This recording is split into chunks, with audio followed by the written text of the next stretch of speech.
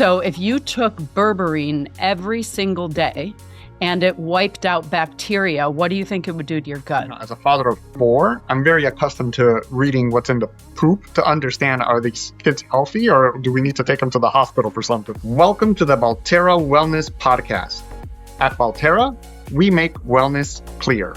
We're here to bridge the gap between industry insiders and everyday consumers. To unpack the science, challenge the noise, and help you make informed decisions about your health. And in our very first episode, we're honored to welcome Dr. Keri Marshall.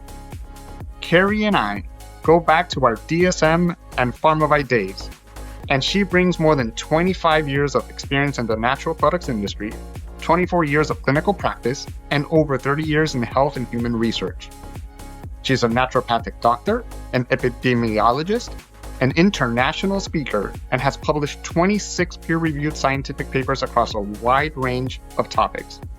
She's also an author of a book on proteins and amino acids, a topic that hits especially close to home for us. Today, she maintains a functional medicine practice in Wilmington, North Carolina, while continuing to conduct nutrition and science research, consult across the natural products industry, and serve as CEO and co-founder of Chomp Gums.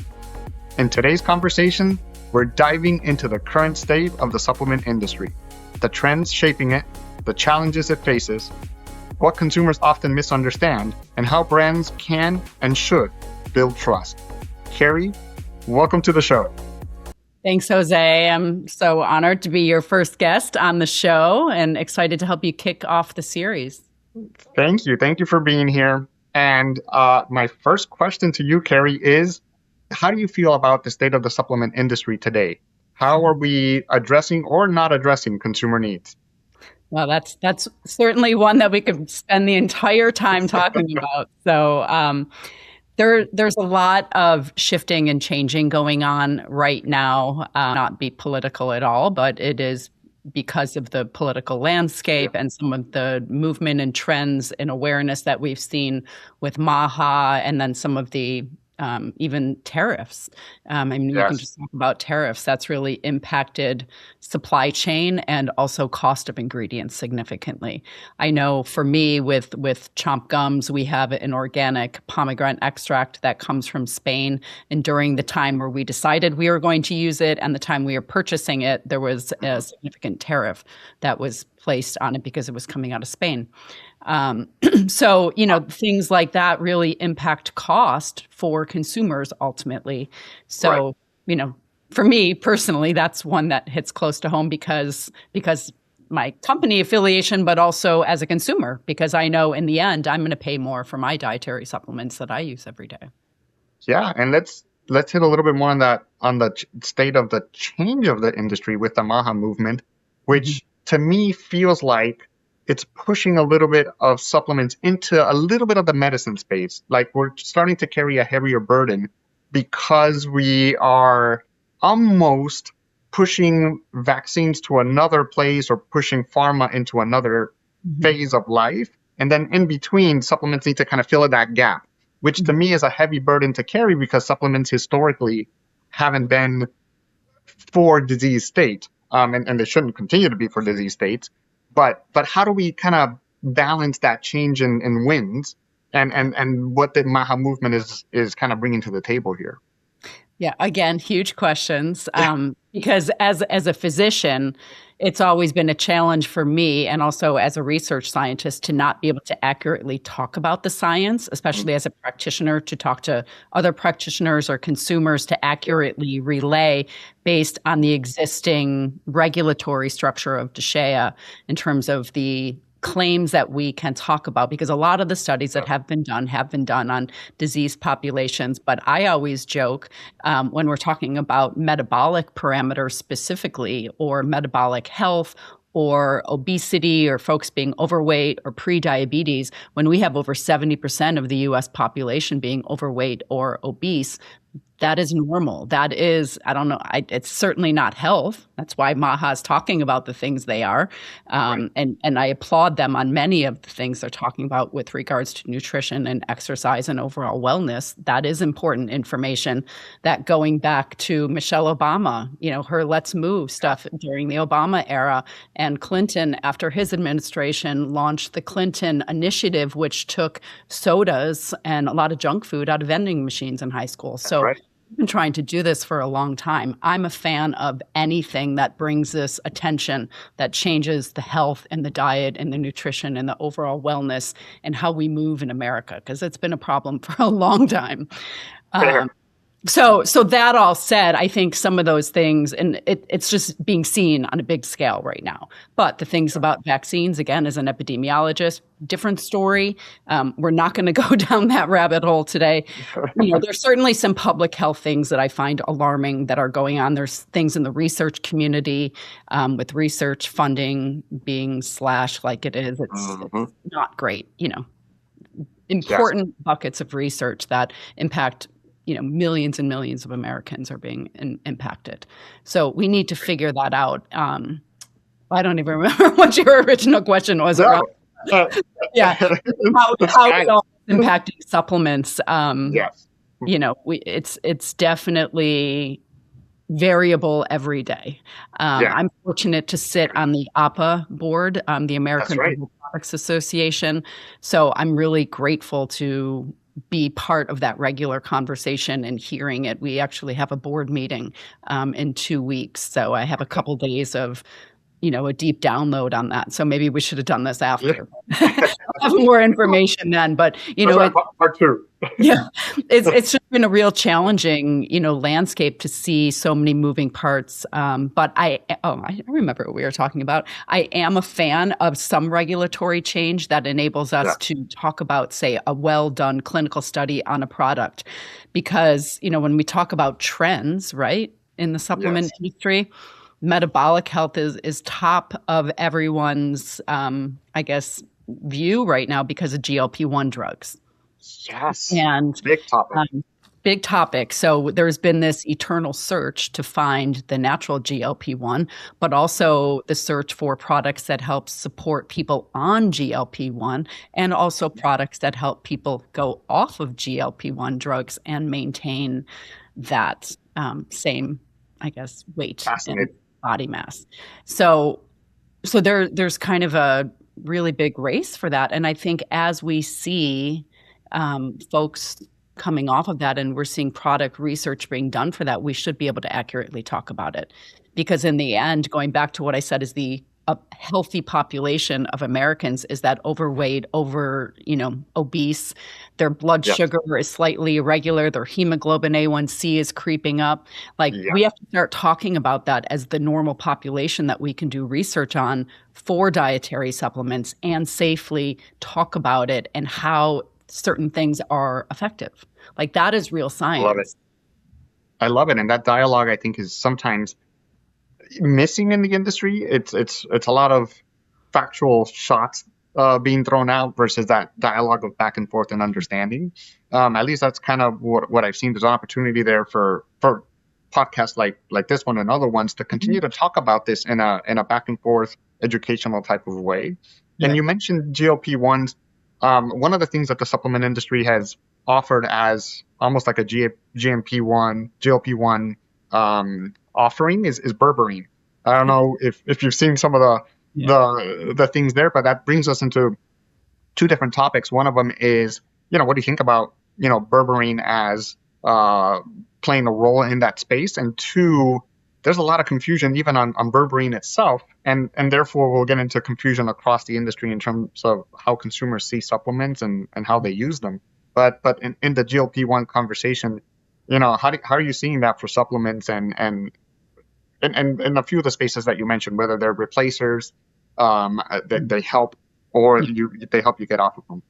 Yeah. So funny you mentioned berberine, because that is one I always use as an example of one that I wouldn't use for interesting. Okay. specifically, and I'll tell you Okay. why. The Yeah. herbalist in me will say, if we look at traditional use of berberine throughout history, it's often used as an antimicrobial. It has very, very potent antibacterial properties. And again, we Mhm. can't talk about this on a label, but this is Right. true. This is where, berberine is very antimicrobial. Um, and so, if you had a, I guess, infection that you thought was even more bacterial versus viral, I would suggest, those yellow root plants, so like golden seal. Yes. That's what you would use if you were sick. So if you took berberine every single day and it wiped out bacteria, what do you think it would do to your gut? Mhm. You're gonna need a lot of probiotics. You're going to need a lot of probiotics. You're wiping out your gut bacteria, Yes. on a pretty regular basis. So if you're looking to take something every single day, it shouldn't be something that's also has antibiotic type properties. Right. So to me, like, check, that's not the one. Yeah. Okay. Right. Maybe here's an idea, maybe sometimes people need a reset in their digestive system, and we can talk about probiotics. And I know you have a Mm. great probiotic in your Balterra collection. But sometimes, and if we go back to what is the average American that we say is healthy, Yes. they're not really sick, but maybe they have some irritable bowel syndromes. They have Right. alternating diarrhea, constipation. In fact, as a practitioner, that's one of the funniest conversations when we talk about people's poop. And I'm like, oh, Uh-huh. what's your bowel movements like? And they're like, it's normal. Well, tell me what What your is that? normal is. They're like, I don't know, like every other day, every couple days. I was like, okay, that's not normal.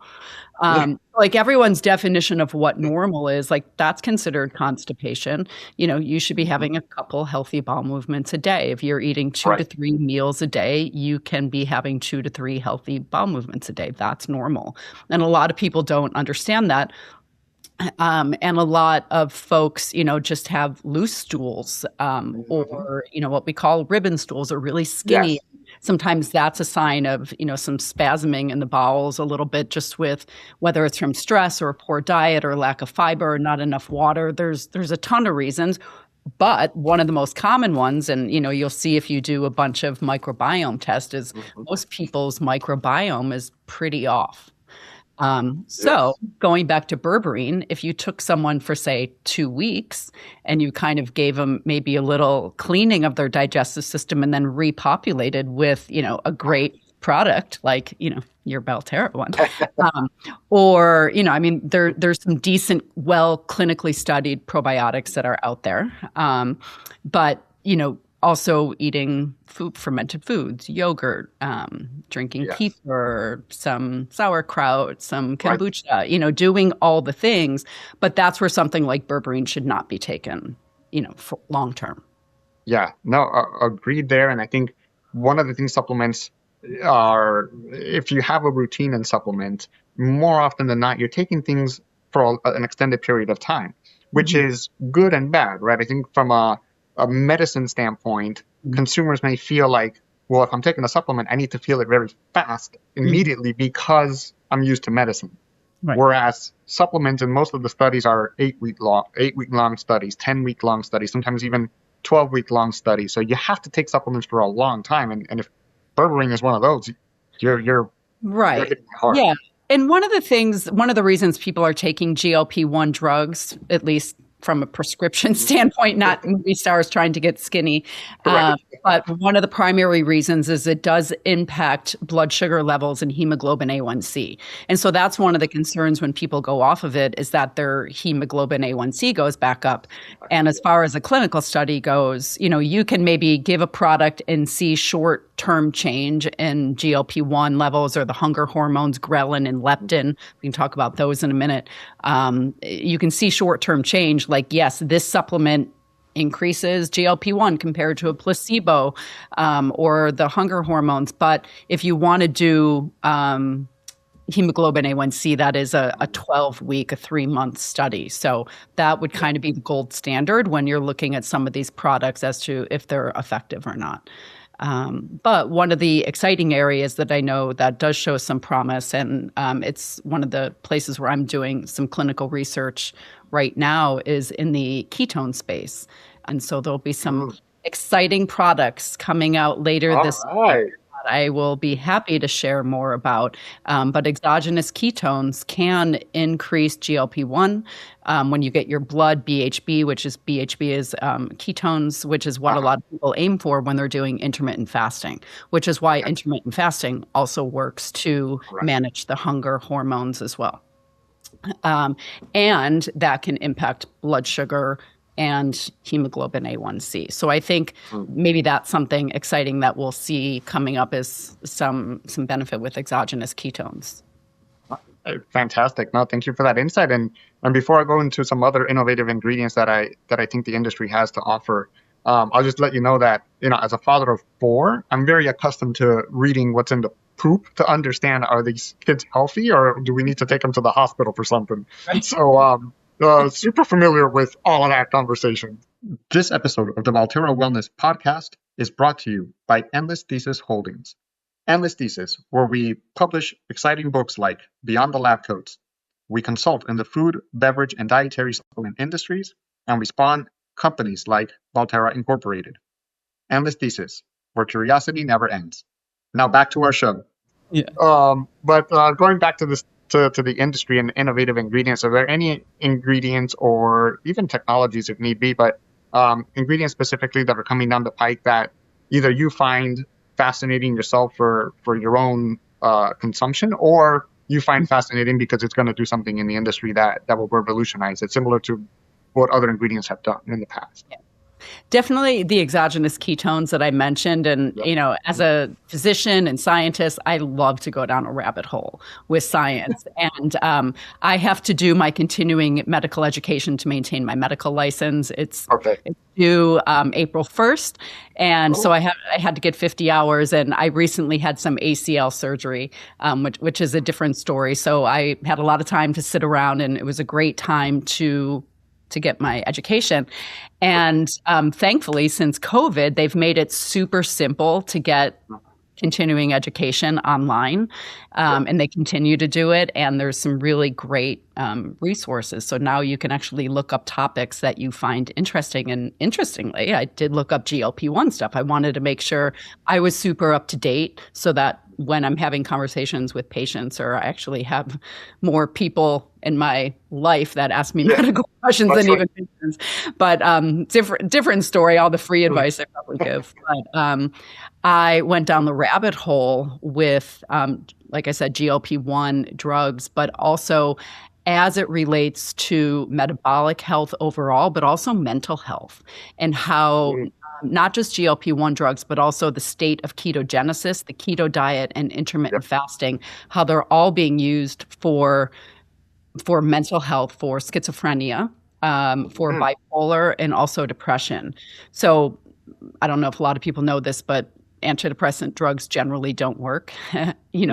They're only effective in about a third of people, because it turns out that it just like melatonin doesn't work for all sleep issues. It's not usually a singular problem. Like, people aren't sleeping because they have a melatonin deficiency. Like, when are people going to realize this?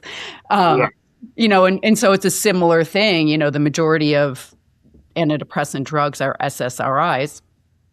And they, it's not necessarily just related to serotonin. SSRIs pool serotonin in the body. Similar to how supplementally 5-HTP, 5-hydroxytryptophan, actually helps the body make serotonin. So instead of putting a dam in it like the drug, we can use things like 5-HTP. There's other things that impact those pathways too, things like L-theanine. And that's actually one of the reasons that we put L-theanine in our best-selling gum at Chomp Gums. Our Calm gum has 100 milligrams of L-theanine in it. Because L-theanine helps with focus, it helps with attention, it helps stimulate. Oh, look at that. It helps stimulate alpha waves in the brain to calm it, but L-theanine also directly feeds into serotonin in the body. And serotonin, of course, is the happy hormone. That's right. So L-theanine can help with calm and stress relief, but it can also help with mood. But here's one thing too that people don't know about serotonin is in the brain, serotonin actually helps the body make melatonin. So sometimes sleep and depression can be really tightly bound together. So again, that's another example where sleep isn't necessarily related to a melatonin deficiency if there's some mood dysregulation too, and maybe not enough serotonin. Let's jump back to the gut a minute because 90% of serotonin in the body is made in the gut from gut bacteria. And if you don't have healthy gut bacteria, you don't have the ability to make the right amount of serotonin. Interesting. No, I'm learning something here as well. There's a lot of fascinating facts, and one of the things that I also wanted to now start to talk about is you've been a pretty strong advocate of the Balterra brand since we recently launched. Are there any products or anything that catches your eye as to how are we trying to deliver not only the benefit of the supplement to the consumer, but also the clarity and the transparency that the consumer sometimes lacks? Yeah. For me, at the end of the day, it came down to quality. You mentioned that you and I have worked together in a few different jobs. And one of the things, and I know you're the same because of where you've worked, we really pride ourselves on working for companies like Pharmavite that owns Nature Made, and you were at Mega Food. And, I was at Nordic Naturals. I was at Gaia Herbs. We were at DSM together. And most people don't know what DSM is. It's That's right. It's an ingredient supplier. And at the time when I was there, it was one of the biggest omega-3 suppliers in the world. And both for fish oil and algae oil. And all of these companies collectively really pride themselves on having very extreme high quality products. High quality raw material going into high quality finished products. And so I know that that is something that's extremely important to you.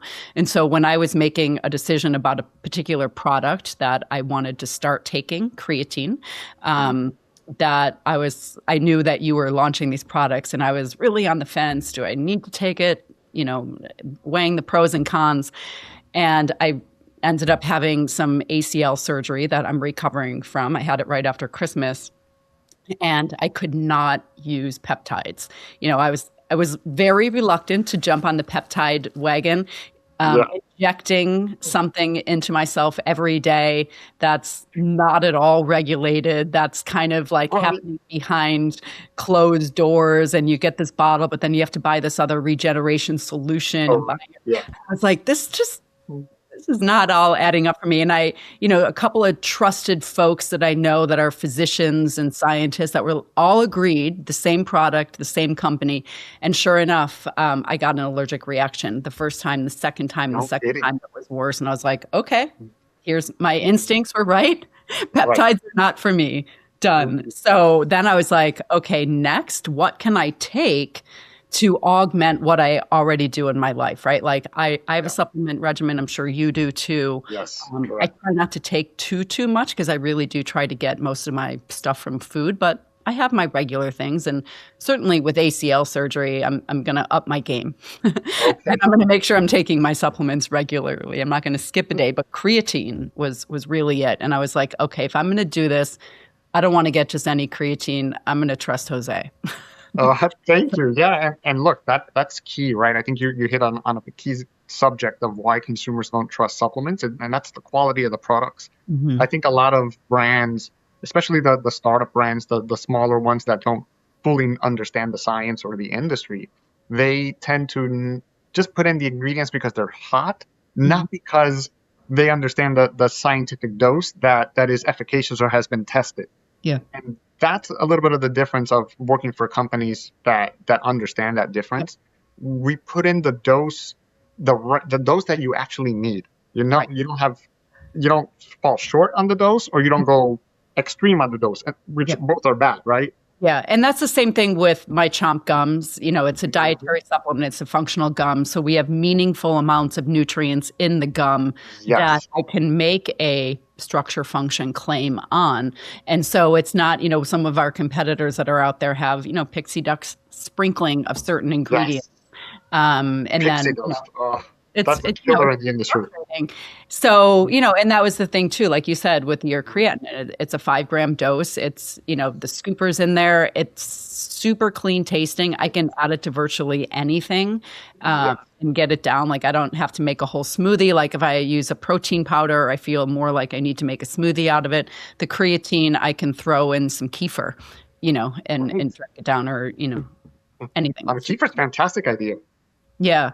So here's the one interesting thing, though, I'm going to say about the creatine. So is that I've had so many perimenopausal and menopausal women kept saying, I started taking creatine and I feel great and my brain function is great. And, I've heard all these things about it. But like I said, I already take enough supplements. Right. I didn't need to get into it more. And, obviously anything that can help your body generate more ATP, which is energy, for those who don't know what it is going to be beneficial. It's actually one of the reasons that exogenous ketones is really beneficial, because ketones, and why intermittent fasting is helpful, ketones make ATP, energy in the body, more efficient than glucose. So when you're intermittent fasting or having low carb and there's fewer carbohydrates, your body utilizes fat for ketones, and puts you in a state of ketogenesis, and your body makes ATP more efficiently.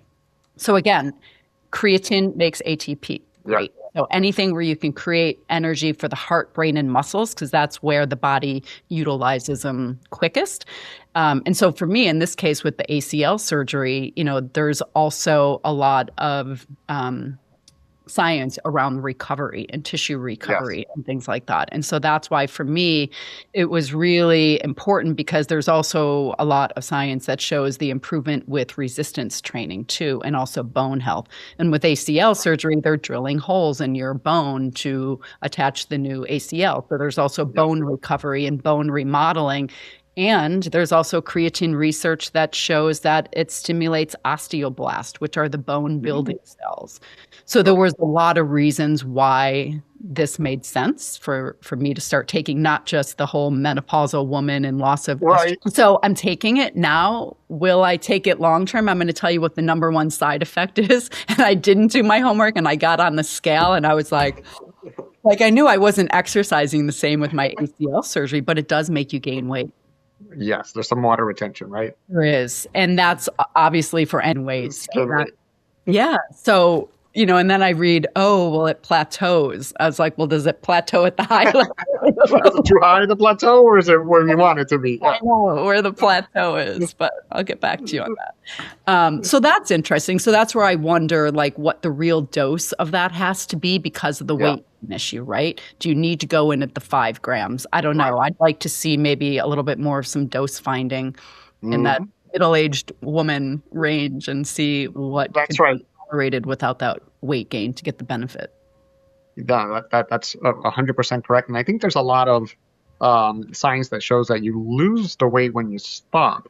But for how long and for how much, I don't know, right? So some percentage of loss. Right. And the other thing I've also seen from a creatine consumption standpoint is that you don't need to load, like creatine load. A lot of people try to kind of load up 20 grams for a week. I don't think you need to do that. And you don't need to do that, right? From a just usage standpoint, that seems a little excessive. If you're doing extreme bodybuilding, or some extreme resistance training for some anaerobic sport competition that you're doing, maybe that's a different story. But if you're just the average person who's going to the gym maybe four days a week, just doing normal stuff, I don't think you need to do that at all. I think the 5 gram dose is more than enough. Yeah, and you touched on the perimenopause and menopause, which is a huge segment of the supplement industry. There's a new ingredient in town that I don't know if you've researched yet, but shatavari seems to be a little bit of starting to hit a little bit of that sweet spot. Now I don't know.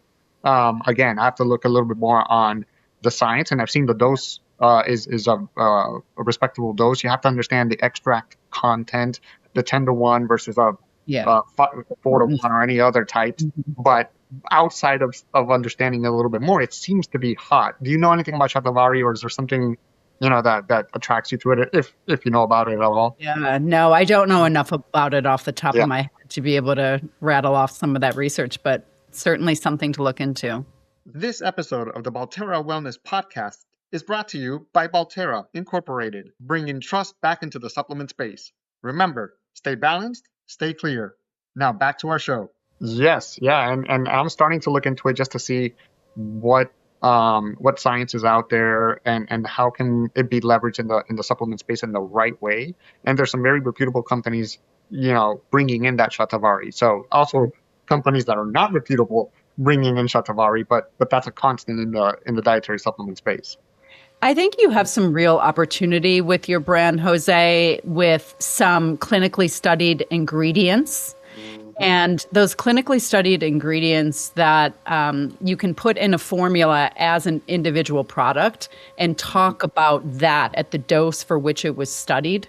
Oh, And be right. really And length like of that, time as well. that's one of the ways to really most accurately be able to reflect some of the true health benefits without making disease claims is Yes. based on high quality research at that specific dose, and then not adding a bunch of other ingredients in it in the final formulation, because that's where there's a lot of confusion sometimes, is then consumers think that that final formula was the one studied, but now you have interaction of a whole bunch of different things, and it's just That's different. right.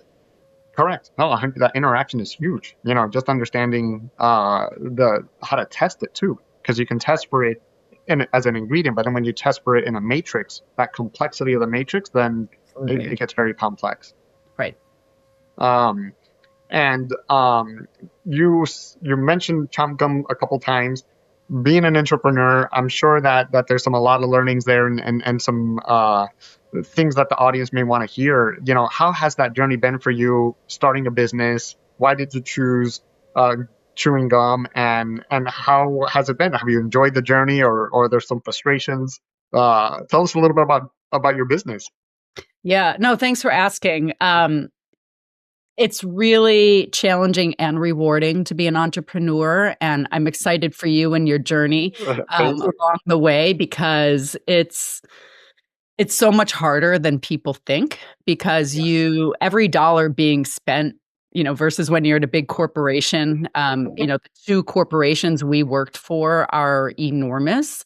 And so you Yes. don't think about spending $1,000 on something in the early Yep. stages, or Just do it. $10,000, like Yeah. marketing campaign for $10,000 sounds great.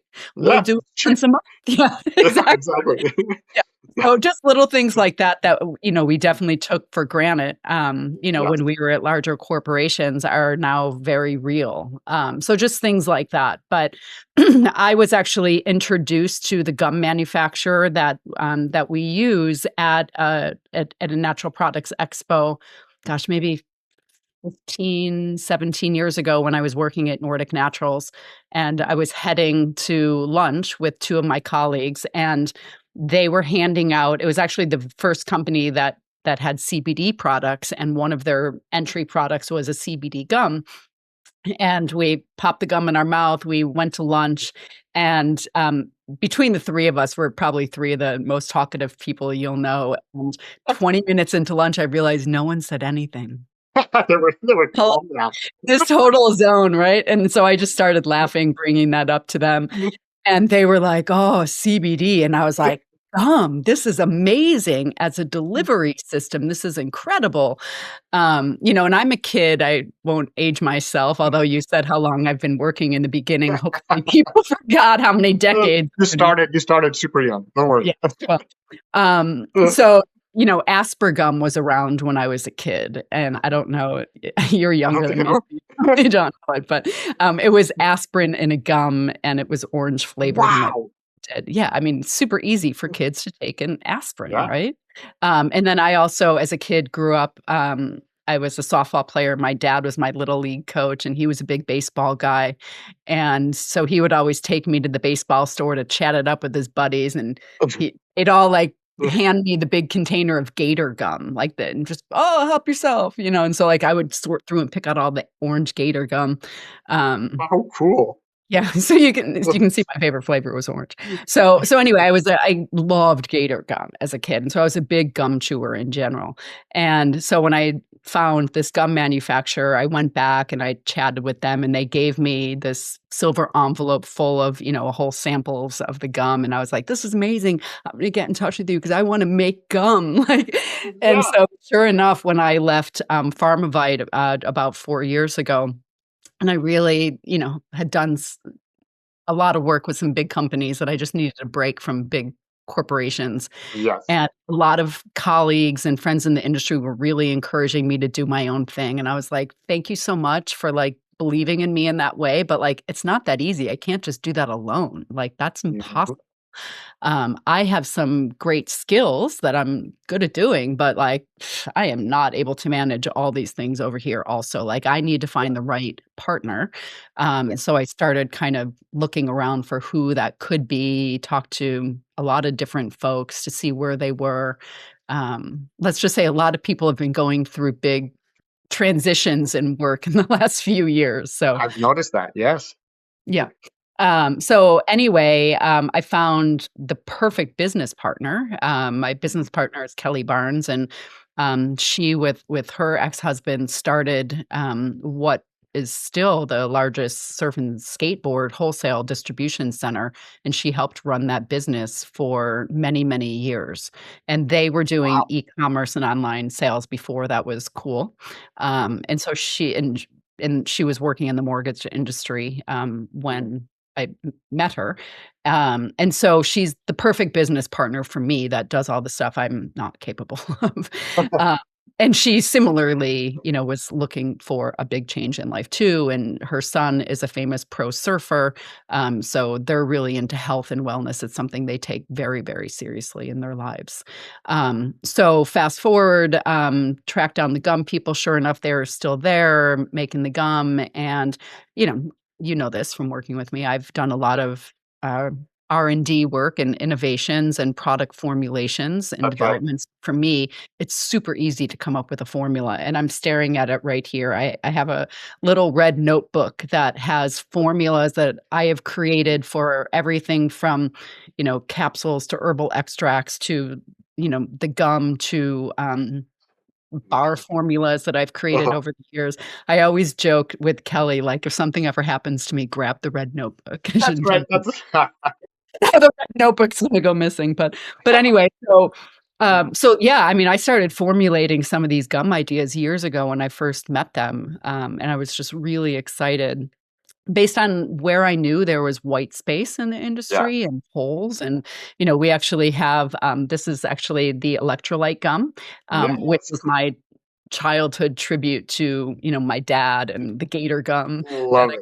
grew up on. And so it's clementine flavor, to really match that. And of all of the gums we've created to date, I've put the most time and effort into that one to get it to that childhood taste that I remember, that nostalgia.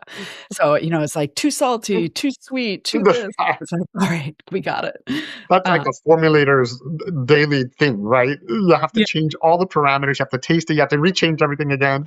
Yeah. Yeah, and the taste really matters, and that's actually, and again, props to you. You're Thank you. Yeah. protein.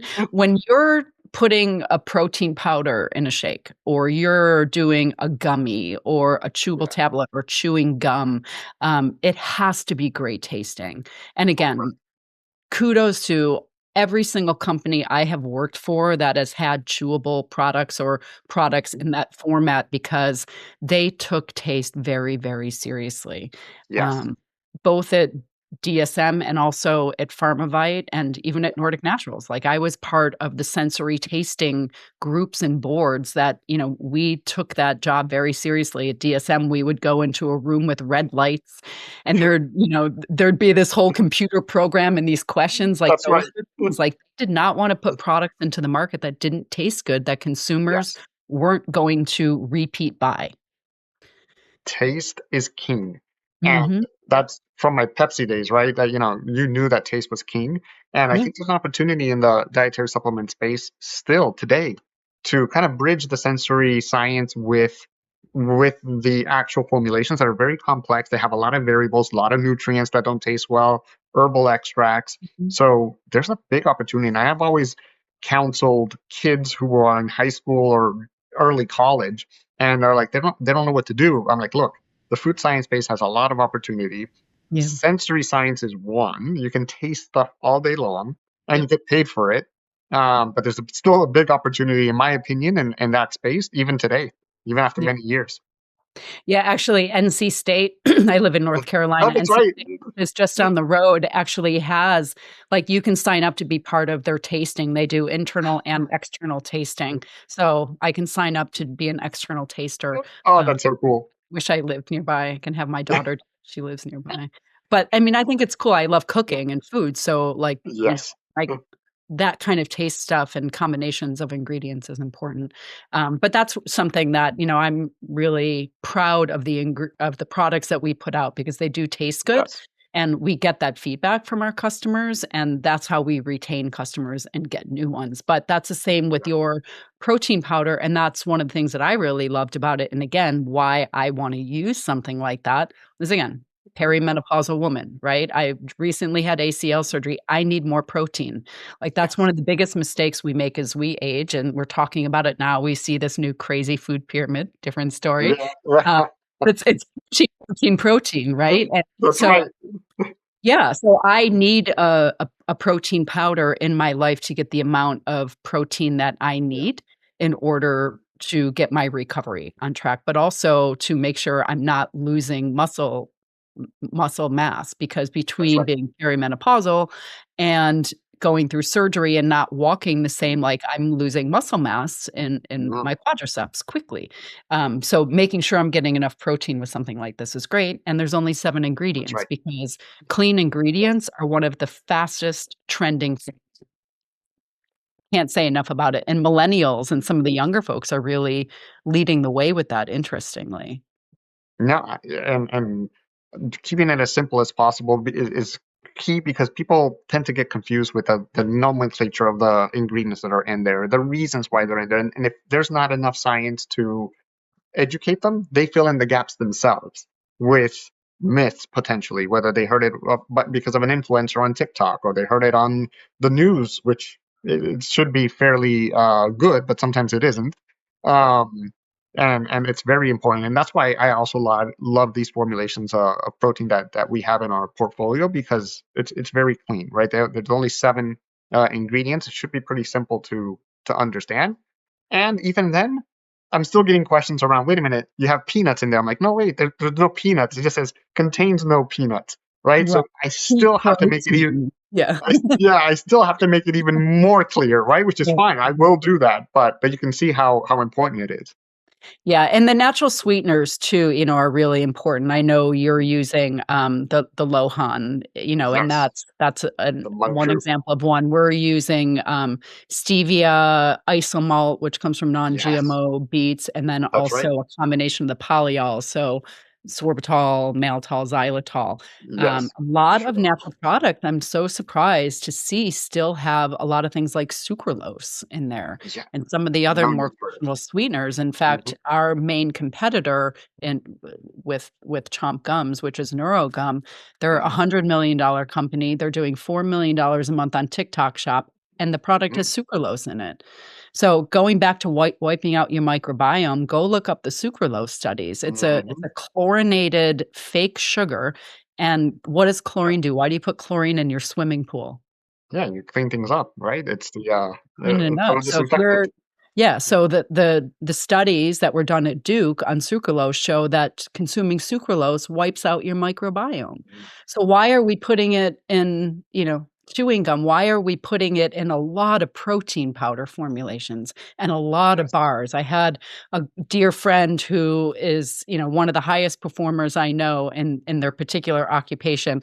He sent me a picture of the bar that he was, Mm. eating all the time, this protein bar, and it had sucralose in it. And, he doesn't wanna hear it. He loves this bar. He uses it when he travels, before Right. games, all He's in kinds love of with it. And I Yeah. was like, "I'm so sorry to tell you this, buddy. You got to get a different bar. You're going to be a higher performer, if you get the sucralose out of your diet, and you won't have GI issues, whatever, Right. the other stuff is, because people don't think about stuff like that. But Yeah. sucralose does wipe out the good and the bad gut bacteria. So it's just like the berberine. It's not something you That's want to right. do every day.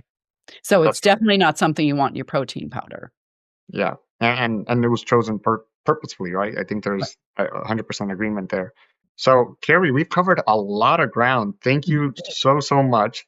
But before we leave, our friend here in IT, Eric, any questions that you may have, especially since you're learning about supplements here? You're a little cold. We went in deep pretty quickly. So, any questions that you may have that we're curious that came out of I know. your journey with us here today? Uh, Dr. Marshall, I'm wondering about those exogenic ketones. How does that work? Are we talking like you take those and you get into a ketonic state without, I don't Yeah, know, reducing exactly. So carbohydrates? take a step back with, if you were to do fasting or intermittent fasting or Those a go extreme ketogenic diet, which is carb, your body goes into a state of ketosis. So when you don't have carbohydrates in your body uses fat. Beta oxidation happens, and you naturally make BHB, which is ketones. Acetone and acetaldehyde are also ketones. For a type 1 diabetic, that's really bad. We don't want them going into that. Different stories. So I'm talking about, like, normal folks, but that's one of the reasons people practice intermittent fasting, is because even with intermittent fasting, over time, I had mentioned the hunger hormones earlier, leptin and ghrelin, they suppress your appetite and make you feel less hungry. That's actually what GLP-1 drugs impact. And so that's one of the things with ketones, over time, when you're doing intermittent fasting, it actually helps you not feel as hungry in that morning window. So so that's what we would call endogenous ketones. Your body makes that. But exogenous ketones are when you supplement it. Mhm. And so there's some products in the market today. Most of them are salts, ketone salts, which are not good for you because the amount of ketones you need to take every day, the salt load is just too high. It's kind of like electrolyte powders, oddly enough. I think salt load in a lot of electrolyte powders is just too high. Again, unless you're doing extreme sports and heat and stuff like that. Most normal people don't Me. salt loads that high, but there are some ketone ester products, and more coming out in the market soon, that help the body achieve that natural state of ketosis, so elevated blood BHB levels, to help with performance, cognitive performance, physical performance, even managing some of the metabolic stuff we've talked about with hunger hormones, and even hemoglobin A1C. And so going back to that medical education I was doing, they were doing a lot of this research of understanding getting into that state of ketosis. And there was even one thing they mentioned about reversing type 2 diabetes by 2/3 of Mhm. people that were really truly able to follow a ketogenic diet. This was not taking ketone supplements. Yep. But but they haven't replicated it yet with ketone supplements. And this is where, Jose, it comes back to, Yes. now this is where the science says, great, let's replicate this and see Exactly. if we can take people with, again, for supplement's sake, slightly abnormal blood sugar, people who are overweight and obese, they're beginning to have insulin resistance. Their hemoglobin A1C is starting to creep up, but they're not diabetic yet. But now we've described at least half of the adult American population. Mhm. And, and so we need to be studying these things to see if we can help reverse that. But the food pyramid, going back to that, like, we can also reverse that by eating less carbohydrates in our diet, less refined baked, less candy, less sugary things, less soda, and eating more proteins and fats, Correct. healthy fats. We didn't even touch on healthy fats today, That's Jose. right. That's I'm an right. omega-3 girl. We'll do another show on that. That's right. We have so many topics, right? Yeah. But no, once again, go ahead, Eric. Question: what do you Mhm. think about hormone Oh, replacement goodness. therapy? It's funny. I literally had this conversation with a girlfriend that I went to college with, just 2 days ago. who was saying that hormone replacement therapy changed her life. And, we have a lot of shame around that too. We have a lot of shame around menopause, period, in this country. That's, again, a whole nother story and conversation. And again, I know, Jose, you mentioned all those really long years of research. The very first research study I ever did was 30 years ago in graduate school. It was the Women's Health Initiative study, which is the largest study ever done to date on women. And it was initially as a hormone replacement study. But they also had arms of it that tacked on looking at hormones' impact on heart health, Alzheimer's disease, breast cancer. But they also had a dietary arm that looked at calcium and vitamin D supplementation, as well as how fat impacted the diet, and and doing the standard American diet versus a low-fat diet, which is ironic based on what we're talking about now with the new food pyramid, which is a high-fat diet. Years ago, we thought we needed low fat, and honestly, being a lipid specialist most of my career for over 20 years and studying fatty acids, I can tell you with complete confidence that not having fatty acids and having no fat and low fat products in our food chain for so long really has impacted things. The brain is 60% fat. That's huge. More than half the physical mass of the brain is fat. And of that 60%, 40% of it should come from DHA, which comes from omega-3s. This is the public health nerd in me. So some of the studies that I published, we published one on omega-3 blood levels of Americans, and we found that in a study of thousands of Americans across, different ethnic groups and ages, we found that kids under 18, 95% of kids had a deficient level of omega-3s. And that's when their brains are developing. So that's alarming. And adults, 2/3 of US adults did not have adequate omega-3 levels either. So, when we're talking about brain mass and brain function and nutrition, it's a lot. Yes, there's a lot there. There's a lot there. Yeah. There's a lot of good ones. Yeah, eat your seafood, definitely, the recommendations for a long time have been to eat, 2 servings of seafood, but as we can see from the blood results, most Americans aren't getting that. Correct. Yet, or maybe that's not enough. And then, of course, the quality of seafood, right? Farm salmon versus wild salmon, you're going to have multitudes higher levels of omega-3s in wild salmon than you are in farm salmon. And same with tilapia, farm tilapia. Garbage. You're not going to get very omega-3s out of that. And unfortunately, in a lot of parts of the country, that's what's available. Yes, correct. So it's a good source of protein. Don't get me wrong. I don't want to, because Americans do need protein and fat. So it's not that it's not a good food source, but as far as an omega-3 source, it's not a good source. No, thank you once again, Keri. It's been a pleasure catching up with you. Thank you for sharing all your knowledge. I think a lot of the audience is going to appreciate that and help bring that clarity to the consumer. So with that, we conclude our first ever podcast. And I wanted to remind the audience to stay balanced and stay clear. Thank you very much. Thanks for listening to the Balterra Wellness Basics and Advanced podcast. Your host for this episode was Jose Barbosa. We thank our guest, Dr. Keri Marshall, for joining us on the show. Production, editing, and technical support were provided by Eric Santana. This episode was brought to you by Endless Thesis Holdings and Balterra Incorporated. This podcast is for educational and informational purposes only and is not medical advice. Always consult a qualified healthcare professional regarding any health concerns or before starting any supplement, diet, or wellness program. These statements have not been evaluated by the Food and Drug Administration. This product is not intended to diagnose, treat, cure, or prevent any disease.